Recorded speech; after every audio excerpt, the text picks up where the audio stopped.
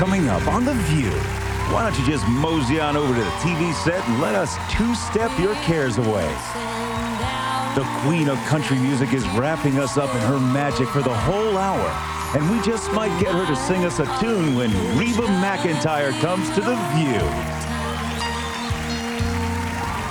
Then, if you think it would take a crowbar to pry your butt from that seat, we'll show you how to get motivated and stay motivated for good. And a hot topic comes to light. A school is telling one girl you can't graduate no matter how high your grades are, but she's fighting back, and you'll meet her. All that riveting hot topics and more next, live on The View. I've always wanted to do a show with women who have very different views. Be careful what you wish for.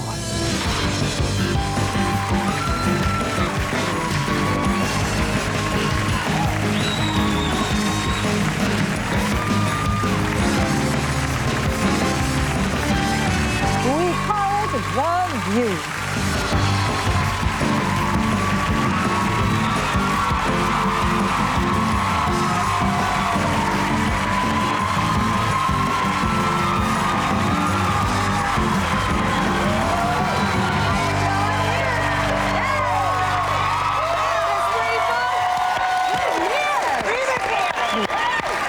What can I say about the queen of country, Reba McEntire? Actually, you were warming up back there. I heard a couple of those. Y'all do this every day with this kind of an audience? Isn't it nice? Oh my gosh, this is addictive. They're a little more excited today. Now, before you get too excited, she is not a co-host candidate, okay? Barb, I know. Barbara couldn't be on today, and we begged, and you were nice enough to say that you would join us. I watch y'all, and I know you have such a good time. So I thought, boy, that'd be fun to go in there and sit with you doing all this. Well, you know, there are certain requirements, however, to sit in that fourth seat, even if you aren't a candidate. You have to be pregnant, have your body pierced in some way, or you have to bring something to the table, Reba. What did you bring? What'd you bring? What'd you bring? Well, let's get this clear right now. I am not pregnant. I do have my ears pierced. Well, That's been there, done that. I've been there, done that. Now, do you realize that the Viewmaster, he's had some big people on this show, but there's only one person that he has stalked since we began The View, and that is Reba McEntire. Bill Getty loves Reba McEntire. This man walked the hallway looking for you this morning. He stood there like a puppy. Where is she? Where's she coming? It was just funny to watch. I will use that against him. He was wagging that tail back and forth, back and forth. That's cute. Well, we're so glad you're here. You know, Thanks we for have having spent much of the past 6 days talking about what's going on in Colorado, the shootings in Colorado, and discussing the why and who's to blame and all of that. And the one thing that you have that we don't, all of us, is a gun in your home. I know that you grew up around guns in Oklahoma and you own your own gun. Has what happened in Colorado changed the way you feel about having a weapon in your house? No, it's really made me more thoughtful. I teach my son, he's 9 years old, his name is Shelby, and I teach him the rights and the wrongs and the do's and the don'ts about having a gun.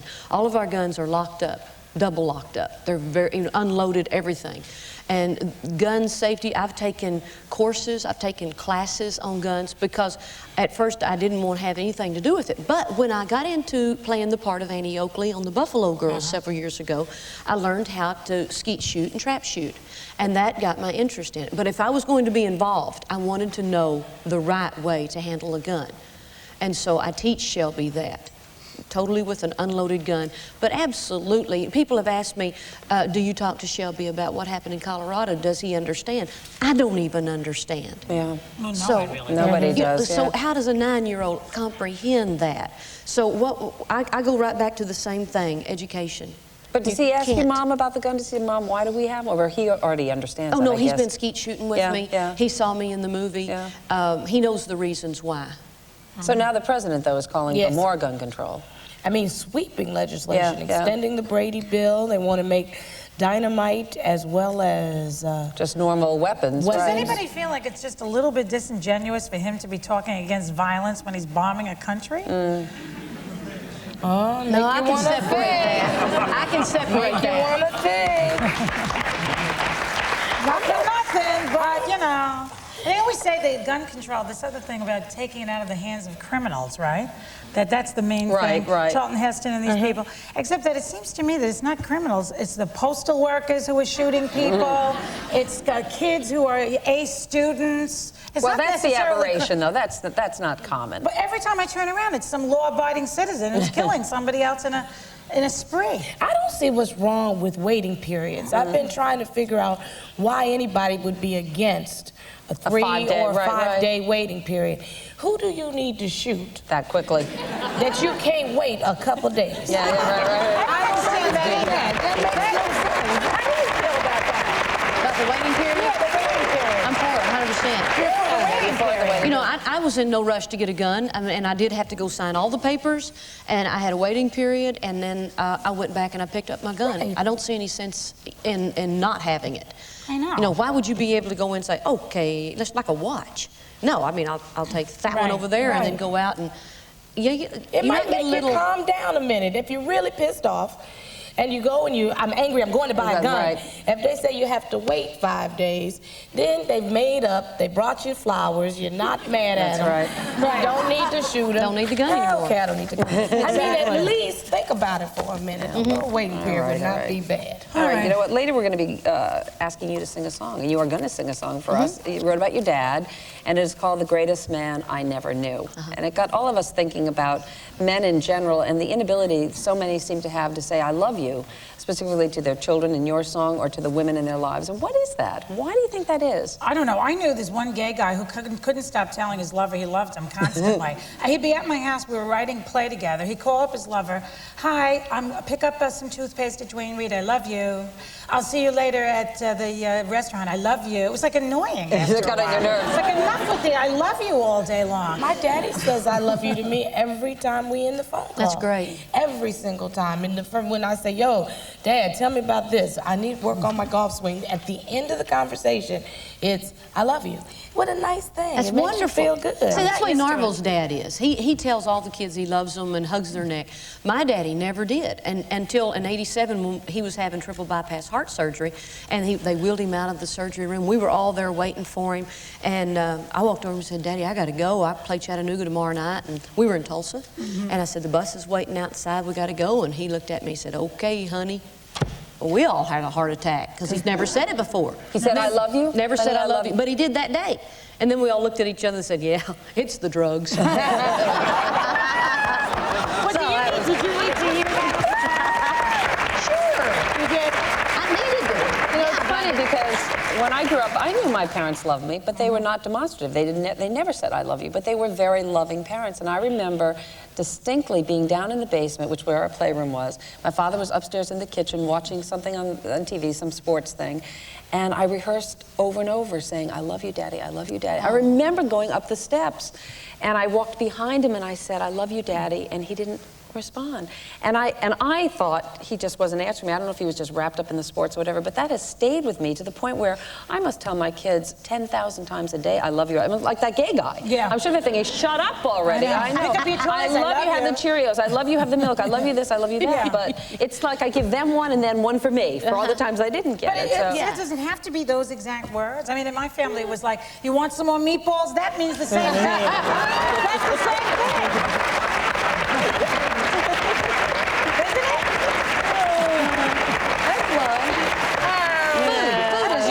Exact words, you know, you look gorgeous in that dress. Hey, I think women need to hear it.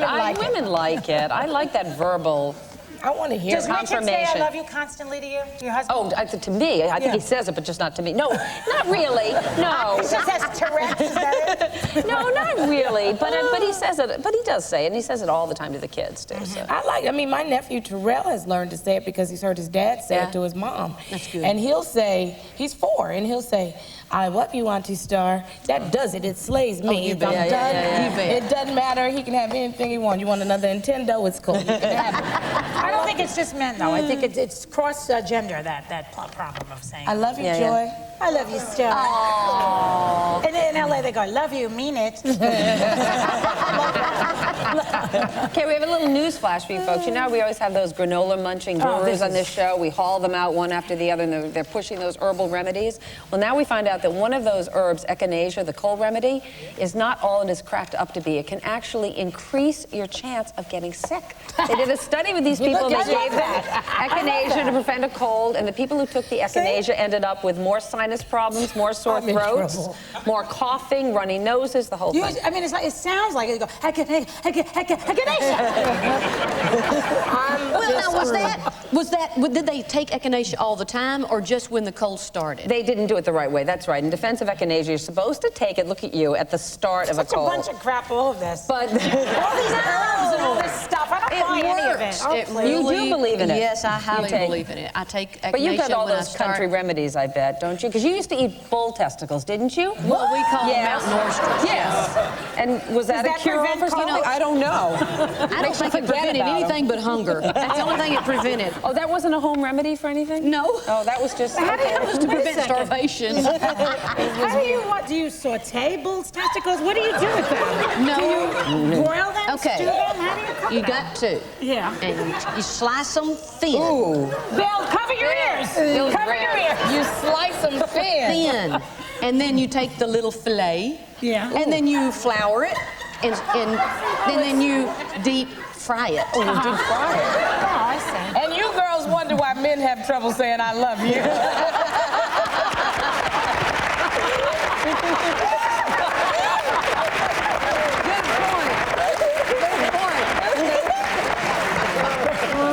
Six puppies today.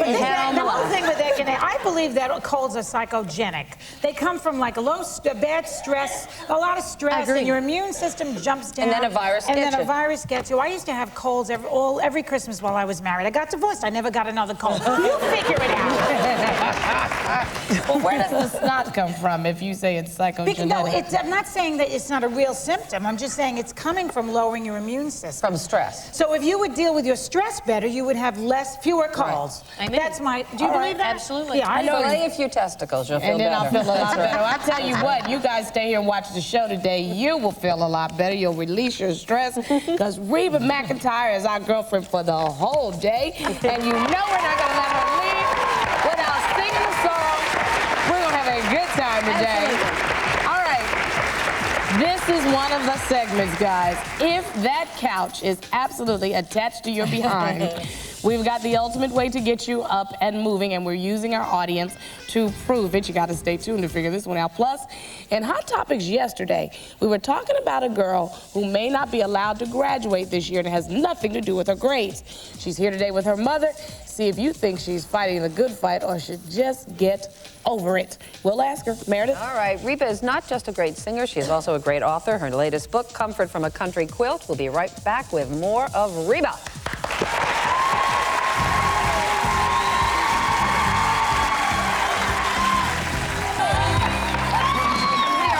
With the queen of country music, Reba McEntire. Reba, I mentioned the queen, baby, not queen, queen. Doesn't she look good? I mean, She looks Reba was great. telling me she doesn't do any exercise. She Nothing? doesn't work out. I love you for that. Thank you. It's just So genetic. you've always been like that. Well, yeah, you know, when I do my show, right before I broke my leg in '96, I had 10 dancers out there with me. I was changing clothes 9 times. And then after I broke my leg, I was walking around changing clothes just by taking off a jacket and put it back on. And so pounds started coming in. So gotta get back on my stage and do some more work. I was going to say, that's a real workout in and of It itself. is, it is. Well, we mentioned your book before, Comfort from a Country Quilt. Latest book, Finding New Inspiration and Strength from Old-Fashioned Values. Why did you want to write this? Well, there were so many funny stories and people that I'd met and that I know and who I'd grown up with that kept saying funny things. And I thought, well, you know, I enjoy talking about it. Why don't I put it down in a book, write it down? And not only for people to read, but there's stories in there about Mom and Daddy and Alice and Pake and Susie, my brother and sisters. And I thought it'd be neat for Shelby, my little 9-year-old, to know about those kind of things. And it's just some values passed down from Mom and Daddy. And people Grandma can and relate Grandpa. to a lot of this book, one chapter or another. The book you wrote on interior decorating your home is exactly like mine. You talk about a sentimental mode of decorating because your house is filled with kids' art, Shelby's work, knickknacks. Yeah, that's the way Mama's was, and she passed down that pack rat tradition to me. Narvel hates it. I mean, I've got junk everywhere, and he's like, you know, he's a very meticulous person, and I'm not at all. So, does Shelby like it though? That his stuff is everywhere on display. Yeah, he loves that. My favorite chapter is the chapter on sisters. And your relationship with your sister reminds me of mine.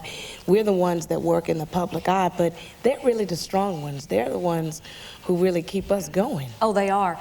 And I can depend on them for anything, anytime, anywhere.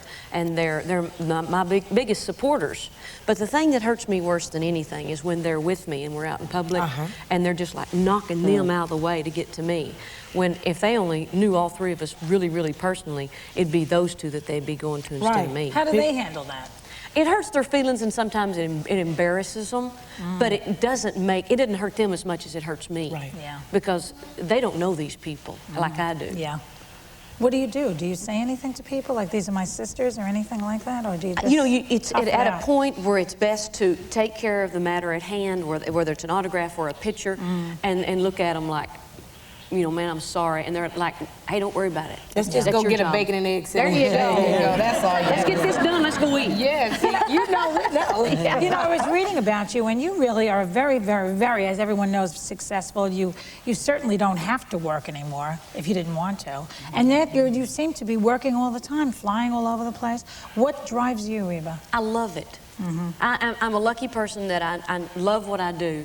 And I was thinking I could be a professional vacationer, but I hadn't had time to try it out to see if I'd be any good at it. Right. But I do like to travel. I like to meet people. I like to see places. I like to find new restaurants to eat in. But I thoroughly You just love like the what work. I do. And the other thing, challenge. The other thing about you is you grew up in Oklahoma. I grew up in Brooklyn, New York. Is there something I was missing in Brooklyn? Is there something in the ranch that I should have gotten on the fire Bull's escape? testicles. Besides the bull's testicles. There you go. Wide open spaces, freedom of that. That's what I miss. Well, we went on the morning. roof, but that was about There you go. Well, that was close. You also, I mean, in addition to singing, you do a little acting, and I can't believe that you turned down the role of Molly Brown in Titanic. Well, what were you thinking, It girl? goes back to the family values, old-fashioned values. I told these people at the concert venues, and I told my fans, I would have show dates. So what happened was they needed me for 3 months for the Titanic. And so we said, okay, we're going to move all of our shows over to this 3 months. Well, then they came back and said, no, we don't need those 3 months, we need these 3 months. That's 6 months that I would be out of work. I got a huge payroll. People kind of depending on me to get up there and sing. And people who depend on me so they can come to our shows. So I had to say, man, Titanic, or take care of a responsibility. And when I said I was going to do something, you go do it. So I went back and I took care of business. That was right. Yeah, that was the right thing to do. Let me tell you about this book. You know, I love the book, and I love the place that I've now put it. It's in the bathroom. That's Isn't it? It's a bathroom book, great yeah. bathroom reading. That's Put the in most that basic. little basket that you keep next to, you know what I'm talking about. Right under the toilet paper. Right next to the Daily Word and all those other things that you have. It's a great inspirational book for that. Just want to share that with y'all. Now we're going to go That's put special. them there, all right, in the break. Reba's going to hang out with us for the hour, and we'll be back later to sing one of her classic hits. You don't want to miss that. We'll be right back. So what's your excuse this week? Too busy with the kids, housework piling up? All right, up next, we'll get you so motivated you won't realize how much you've done until you're finished.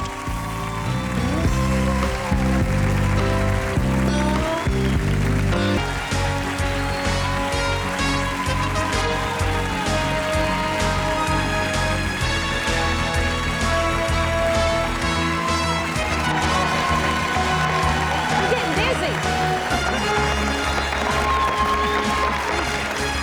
All right, everybody good. stop. Everybody stop. Mother, may I? Just for a second here. I'm back here with Reba McEntire, and summer is almost here, and there's only one thing keeping you from getting up off your butt and exercising: motivation. Now, a few years ago, Gwen Stern had 53 pounds to lose. There's a picture of you, Gwen. Oh. And now she's on a mission to get you into shape. She's not just happy being thin herself, she wants everybody to be thin. Her inspirational audio tapes are called Motivate Me. Motivate This is the one I'm gonna write. So in today's Body and Soul, get a look at the motivated Gwen Stern now. Welcome, Gwen. Yay! Okay. Good for you. Good for you. All right, so you were 53 pounds overweight, I guess. And what made you change that? What did you do? Well, the thing that's been so frustrating for me is that in the rest of my life, I've always been able to achieve things. I'm a lawyer, I'm a law professor, I have a great husband, kids. Everything's been really working for me except my weight. Since high school, I've always struggled with my weight. It controlled me. So after I had my third child, I said, that's it, no more excuses. I'm gonna get in shape, get fit, get healthy. So I wanted to create a program that would motivate me because I found exercise dreadful. Really boring, and you stand on the treadmill and you look at the TV and you're like, ugh. So I created this program where I use guided visualization. Okay, now you have like a few steps that you use, particular things to get you motivated. Plan your workouts, you say. Keep an exercise log. That's so boring. No, it's not. I'll tell you. All right, tell me later. And then think about you. Right. Okay, what does that mean? Plan your workouts? Plan your workouts. It's really important for you. You know how you plan during the week, you're going to go to the laundromat, you're going to go to the grocery shopping. You have to make a plan 3 to 5 times a week. You're going to write it in. You're going to know in your mind when you're going to exercise, because I promise you that if you get up in the morning and kind of figure out where you're going to put it in, not happening. A lot of people say if you don't exercise in the morning, you won't do it. Right. I do it. I have 3 kids. 7. No, wait, I'm going to tell you. I have a 7-year-old, 4-year-old, and 23-month-old. I do it at 6 o'clock in the morning when everybody's sleeping, it's quiet, and then when everybody gets up and it's ready to do breakfasts and carpools and everything, I'm done. Yeah. So I plan it for early in the morning. So you have to find when it works for you. Okay. And what was the other one? The boring exercise log? I'm going to tell you about the exercise log. Okay. It's really, really easy, okay? It's like a calendar. This way, just wait. All right. Okay? Okay, you need to be accountable to yourself. So 3 to 5 times a week, you have a log, you just X it. It's simple. So this way you look and you see your 5 or 3 X's to see that you've done it for the week. And that gives you a feeling that you've accomplished You're right, because when you look at it and you've got empty boxes, you're going to say, oh, God, I didn't do it. All right. You're going to start with your boxes this week? Yeah, right. No, tomorrow. No, I'm going to do it. I am going to try this. Again, then it says, think about yourself. Exactly. Yeah, as opposed to the kids and the job and exactly. I mean, we're all raised to put everybody else in front of us. It's time, everybody, to stop feeling guilty about taking just 30 to 45 minutes. That's all. 3 to 5 times. That's long. Can't you start with like 10 minutes? You can, but you want to burn fat? You're not going to burn fat in 10 minutes. How about 20? All right, fine. All right, 20? Well, how are you going to motivate us? Reba doesn't do it either. We have to, so let's do it. Let's get going, okay? We have all these people waiting to do it. Okay, let's go. Okay, everybody, now this is what we're going to follow you. Okay. What I want to tell everybody is that we're going to start, it's about a 2-minute segment. At home, I want you to make sure that you warm up for 5 minutes, and also make sure you consult your doctor before you start. Let's go, everybody. Are you ready to get motivated? All right, we're going to start out by a nice, steady pace. I want your arms at a 90-degree angle. I want you to breathe in through your nose and out through your mouth. Come on, guys, let's go. All right.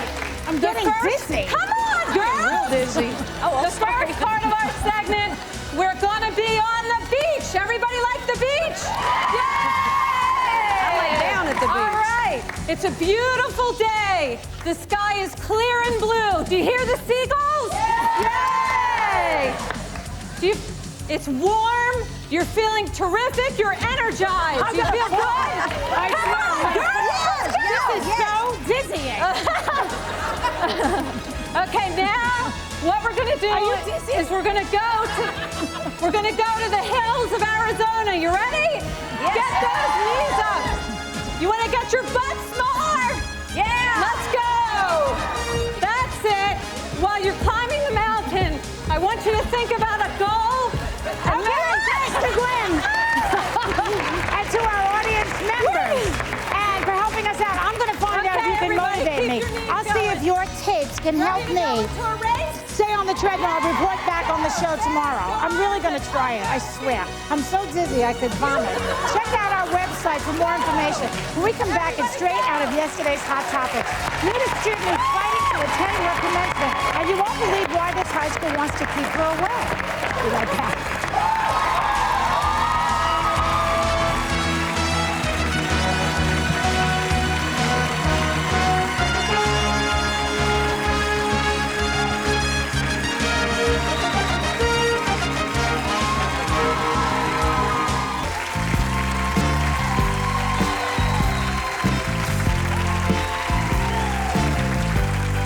Hi, I'm JJ Vogel from Orlando, Florida, and I'm so frustrated.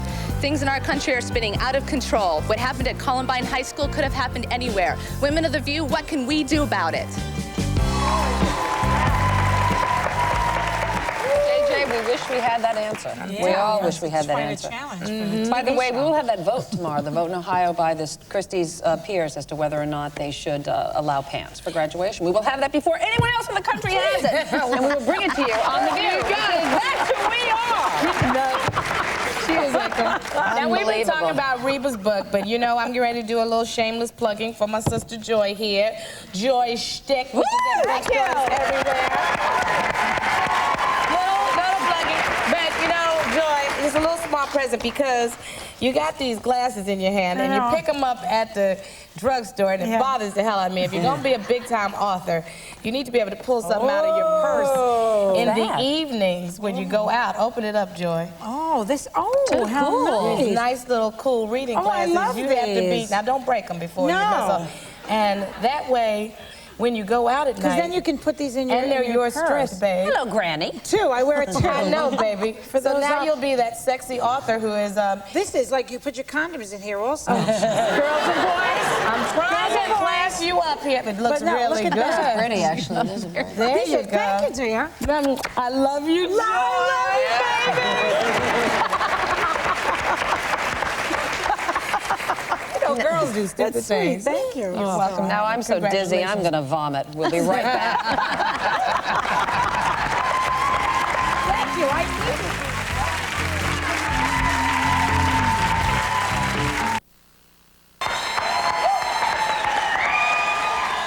That is right, America. We are not having any of our co-host candidates on this week, so we can make our decision. And the wait is over on Monday, May 3rd, so be sure to watch when we announce who's stuck hanging out with us for good. Well, you know, in Tampa and Orlando, that's the #1 question they kept asking. Wherever I went, who are you going to pick? Who are you going to pick? Same thing in Wisconsin. Yeah. Everybody across the country, they keep writing in. They all have their favorites. Don't try to influence us. Oh, well, they can try. Send gifts. Anyway. We have a few seconds before Reba sings, but I want to remind you again, she is not a co-host candidate, all right? Even though That's it. she's young enough to be She one. is. Yeah, right. You got to be under 30, Reba. Leaves me out. I want to thank all of our guests, and a very special thanks to Reba McEntire. You were the bomb, babe. You were Thank you. great. Loved having you. I had a blast. Thank you. Everyone in the audience is getting a copy of her book, Comfort from a Country Quilt. Tomorrow on The View, star of Dawson's Creek, actress Michelle Williams. Take a little time, everybody, to enjoy The View. And now the moment we have promised you, Reba McEntire singing her classic hit, The Greatest Man I Never Knew.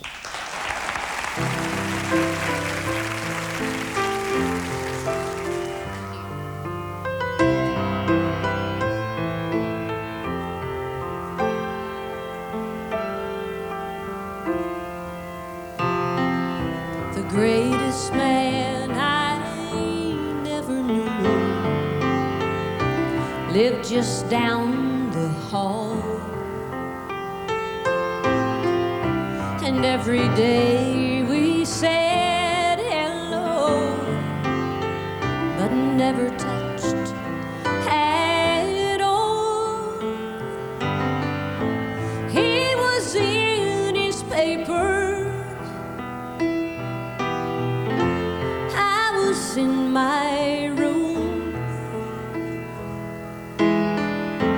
How was I to know he thought I hung the moon? The greatest man I came home late every night. He never had too much to say. Too much was on his mind. I never really knew him.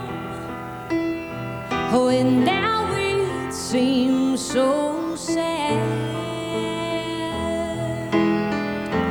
Everything he gave to us took all he had.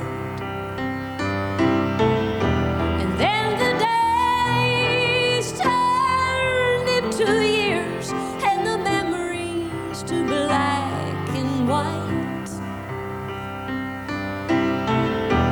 He grew cold like an old winter wind blowing across my life. The greatest words I never heard, I guess I'll never hear. The man I thought could never die has been dead almost a year. He was good at business, but there was business left to do. He never said he loved me. Guess he thought I knew.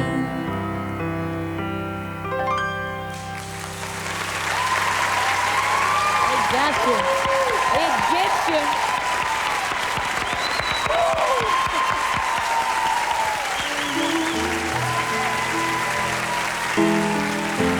How was I to know he thought I knew? But